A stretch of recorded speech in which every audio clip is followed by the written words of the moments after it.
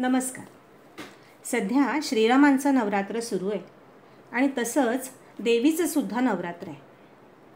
या काळामध्ये श्रीराम, शक्ती आणि हनुमंत यांची उपासना विशेष मानली जाते. अतिशय शुभ आणि दैवी तत्वांनी भारलेला असा हा काळ आहे. श्रीरामप्रभू, देवी आणि मारुतीरायांच्या चरणी वंदन करूया. वज्रपंजर रामकवचामधल्या पुढच्या श्लोकांचं आज चिंतन करूया. 7वा श्लोक आहे. करौ सीतापती पातु हृदयं जामदग्न्यजित मध्यम पातु खरध्वंसी नाभिं जांबवदाश्रयः. करौ सीतापती पातु. माझ्या दोन्ही हातांचं रक्षण सीतापती रामांनी करावं. मनुष्य हाताने कार्य करतो, कर्तृत्व गाजवतो. श्रीरामांनी जीवनामध्ये महत् कार्य केलं. या ठिकाणी सीतापती म्हटलंय. ज्या हातांनी सीतेचं पाणी ग्रहण केलं त्याच हातांनी लोकानुरंजनासाठी प्राणप्रिय सीतेचा त्याग रामांनी केला. राजा प्रकृतिरंजनात असं म्हटलं. राजाचं कर्तव्य त्यांनी पार पाडलं आणि भावनेपेक्षा कर्तव्य श्रेष्ठ आहे. सगळ्या कौटुंबिक नात्यांपेक्षा प्रजेचा राजा हे नातं श्रेष्ठ आहे. त्याचं कर्तव्य मोठं आहे हे प्रभूंनी आपल्या आचरणाने दाखवून दिलं. स्नेहं दयांच सौख्यंच यदि वा जानकीमपि आराधनाय लोकस्य मुंचतो नास्ति मे व्यथा असं म्हटलंय रामांनी. असा कर्तव्यनिष्ठेचा आदर्श आमच्या समोर ठेवणाऱ्या सीतापती रामांनी माझ्या हातांचं रक्षण करावं अशी प्रार्थना आहे. हृदयं जामदग्न्यजित. जामदग्न्य म्हणजे जमदग्नींचा पुत्र परशुराम. परशुरामांना जिंकणारा राम माझ्या हृदयाचं रक्षण करो. जमदग्नी अत्यंत रागीट होते आणि परशुराम सुद्धा संतापीस होते. त्यांनी 21 वेळा पृथ्वी निक्षत्रिय केली होती. रामांनी आपल्या नम्रतेने आणि पराक्रमाच्या दर्शनाने त्यांना जिंकून घेतलं.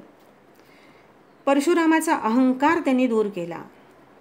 माणसाच्या हृदयामध्ये राग, द्वेष असे विकार असतात आणि अहंकार असतो.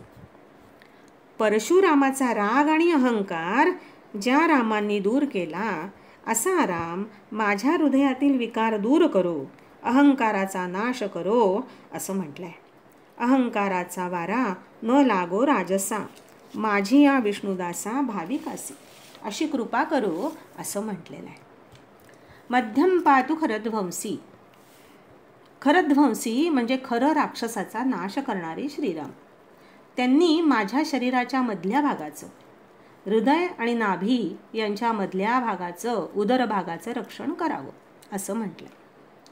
अयोध्या ते लंका यांच्या मध्यावर पंचवटी हे खराचं निवासस्थान होतं.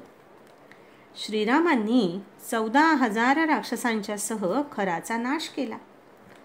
तसंच आपल्या उदरामध्ये सुद्धा ख म्हणजे आकाश आणि र म्हणजे त्यात रमणारा वायू असतो. वायू दूषित झाला की स्वास्थ्य बिघडतं आणि प्राणायामाने शरीरातल्या सगळ्या नाड्या शुद्ध होतात. रामनामाच्या जपानी ओंकार साधनेचं आणि प्राणायामाचं फळ मिळतं असं म्हटलं जातं. खरध्वंसी रामांनी आमच्या उदरभागाचं रक्षण करावं, नाडी शुद्ध होऊन निरोगी जीवन आम्हाला मिळावं ही प्रार्थना केली आहे. नाभिं जांबवदाश्रयः. जांबवंतांचा आश्रय असणारा राम माझ्या नाभीचं रक्षण करो अशी प्रार्थना केली आहे. जांबुवंतांनी हनुमानाला त्याच्या विस्मृत अशा शक्तीची जाणीव करून दिली. ही गोष्ट आपल्या सगळ्यांना माहिती आहे. आणि मारुतीरायांनी मग लंकेला उड्डाण केलं, शतयोजन सागर पार केला, पराक्रम गाजवला. आपल्या शरीरात नाभीचं स्थान अत्यंत महत्त्वाचं आहे. परावाणीचं ते उगमस्थान मानलं जातं. नाभीच्या ठिकाणी स्वाधिष्ठान चक्र असतं. योग साधनेमध्ये या चक्राचं अत्यंत महत्त्व आहे. सद्गुरूच्या कृपेने सुप्तावस्थेत असणारी कुंडलिनी इथे जागृत होते असे म्हणतात. हा सगळा योगशास्त्राचा विषय आहे. सुप्तावस्थेत असणाऱ्या हनुमंताच्या पराक्रमाला जागृत करणारा जांबुवंत ज्या रामाच्या कृपाछायेमध्ये राहतो तो श्रीराम आमच्या नाभीचं रक्षण करो, आमच्यातल्या दिव्य तेजस्वी शक्तीचं जागरण करो, ही प्रार्थना केलेली आहे. पुढचा श्लोक आहे 8वा. सुग्रीवेशक्कटी पातु सक्थिनी हनुमत प्रभु ऊरू रघुत्तम पातु रक्षक कुलविनाशकृत. सुग्रीवेशक्कटी पातु सक्थिनी हनुमत प्रभु. सुग्रीवाचा स्वामी राम माझ्या कमरेचं आणि तसंच हनुमंताचा स्वामी राम माझ्या जांगड्यांचं, कमरेच्या हाडाचं रक्षण करो, असं म्हटलंय. सुग्रीव हा राघवाचा मित्र होता, परंतु विषयोपभोगात रमल्यामुळे त्याला आपल्या कर्तव्याची आठवण राहिली नाही. रामांनी सांगितल्यावरून लक्ष्मणांनी या सुग्रीवाला त्याची जाणीव करून दिली आणि मग हा सुग्रीव रामकार्यासाठी कटिबद्ध झाला. सुग्रीवाला त्याच्या कर्तव्याची जाणीव करून देणारे राम माझ्या कटीचं रक्षण करोत, असं म्हटलंय. आम्ही नित्य कर्तव्य पालनासाठी कटिबद्ध असलो पाहिजे, हा बोध यातून आहे. सुवर्ण कटिका सोटी घंटा किंकिणी नागरा ठकारे पर्वता ऐसा नेटका चढपा तळू, असं हनुमंताचं वर्णन केलेलं आहे. मूर्तिमंत बल, शक्ती आणि भक्तीचा अवतारच मारुती आहे. बुद्धिमतां वरिष्ठम पराक्रमी हनुमंत रामाचा दासानुदास आहे. अशा हनुमंतांनी आमच्या कमरेचं आणि कमरेच्या हाडाचं रक्षण करावं, असं म्हटलंय. ऊरू रघुत्तम पातु रक्षक कुल विनाशकृत. राक्षस कुळाचा संहार करणारे रघुकुल श्रेष्ठ राम माझ्या मांड्यांचं रक्षण करो. माता बालकाला मांडीवर घेते आणि त्या ठिकाणी बालक सुरक्षित असतं. राक्षस कुलाचा विनाश करून ज्या रघुत्तमानी संपूर्ण राष्ट्राचं रक्षण केलं तो राम माझ्या मांड्यांचं रक्षण करो, असं म्हटलेलं आहे. 9वा श्लोक आहे.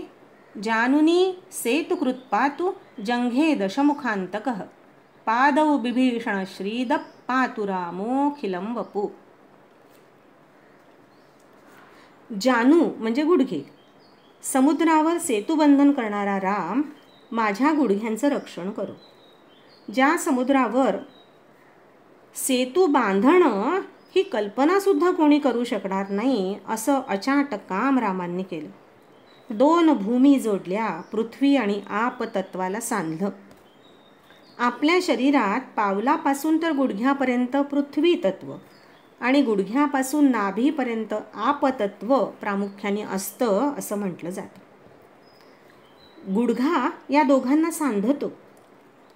सेतुबंधन करणाऱ्या रामानी माझ्या गुडघ्यांचं रक्षण करावं, असं या ठिकाणी म्हटलंय. जंघे दशमुखांतक, दशमुख रावणाचा वध करणाऱ्या रामानी माझ्या पोटऱ्यांचं रक्षण करावं. इथे रामाला दशमुखांतक म्हटलंय. 10 मुखांनी भोग घेणारा दशमुख रावण असतो. पंचज्ञानेंद्रिय आणि पंचकर्मेंद्रिय यांनी केवळ भोग घेणारा भोगासक्त असा रावण होता. अयोध्या ते लंका पायी चालत येणाऱ्या रामानी त्याचा अंत केला. कामी विषयी रावणाचा वध करणाऱ्या रामानी आमच्या पोटऱ्यांचं रक्षण करावं. रामासारखं बल आम्हाला प्राप्त व्हावं आणि विषयासक्ती रूपी रावणाशी लढण्यासाठी आम्हाला सुद्धा घट्ट पाय रोवून सामना करता यावा, असा भाव यामध्ये आहे. पादौ बिभीषण श्रीद पातु रामोखिलं वपु. बिभीषणाला राज्यलक्ष्मी देणारे राम माझ्या पायांचं रक्षण करोत. माझ्या संपूर्ण शरीराचं रक्षण रामांनी करावं, अशी प्रार्थना इथे केली आहे. सात्विक प्रवृत्तीचा बिभीषण रावणाकडून अपमानित होतो आणि श्रीरामांच्या पायाशी शरण येतो. रामप्रभू शरणागत वत्सल आहेत. ते बिभीषणाला अभय देतात आणि सगळं वैभव त्याला देतात. लंकेचा राजा त्याला करतात. राजानं त्वां करिष्यामी असं युद्धापूर्वीच, लंका विजयापूर्वीच त्याला आश्वासन देतात आणि समुद्रकिनारी अभिषेकसुद्धा करतात. बिभीषणाला सगळं ऐश्वर्य देणाऱ्या रामाने माझ्या पायांचं रक्षण करावं, माझ्याही पायाशी रामकृपेनी सगळं वैभव यावं अशी प्रार्थना इथे केली आहे. आणि शेवटी पातु रामो खिलं वपुः असं म्हटलं. माझ्या संपूर्ण शरीराचं विश्वाला रमवणाऱ्या श्रीरामांनी रक्षण करावं असं म्हटलं. पहा, या 5ही श्लोकांमध्ये प्रत्येक ठिकाणी श्रीरामांच्यासाठी वेगवेगळी आणि अत्यंत अर्थपूर्ण अशी विशेषणं वापरलेली आहेत. हे जे 5 श्लोक आहेत हे मंत्ररूप आहेत, कवच आहे हे. आणि रामांची जी नावक्रमाने घेतली आहे त्याची सलग जर का मांडणी केली तर रामायणामधला घटनाक्रम आपल्या डोळ्यासमोर उलगडत जातो. श्रीरामचरित्र येतं समोर. ही सगळी नावं शिरोमे राघव पातू पासून, राघव यापासून एकदा क्रमाने कागदावर लिहून पाहावी. त्यामध्ये एक प्रकारची संगती आहे.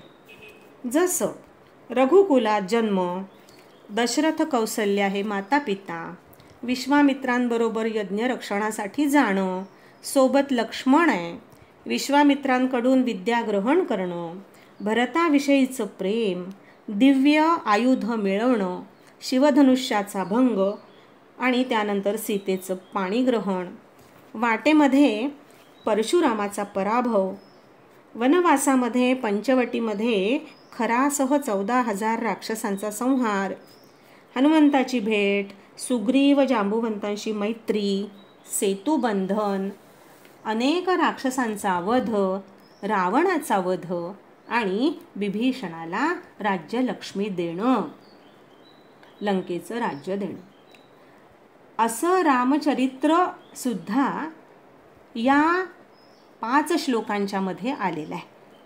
मंत्रमयता तर आहेच, वज्रपंजर कवच तर आहेच, पण रामचरित्र सुद्धा या श्लोकांमध्ये संक्षेपाने आलेलं आहे. खरोखर ऋषींची वाणी, त्यांची प्रतिभा ही अलौकिक आहे. त्याचे जेवढे अर्थ काढू तेवढे अधिक प्रस्फुरित त्यातून होत जातात.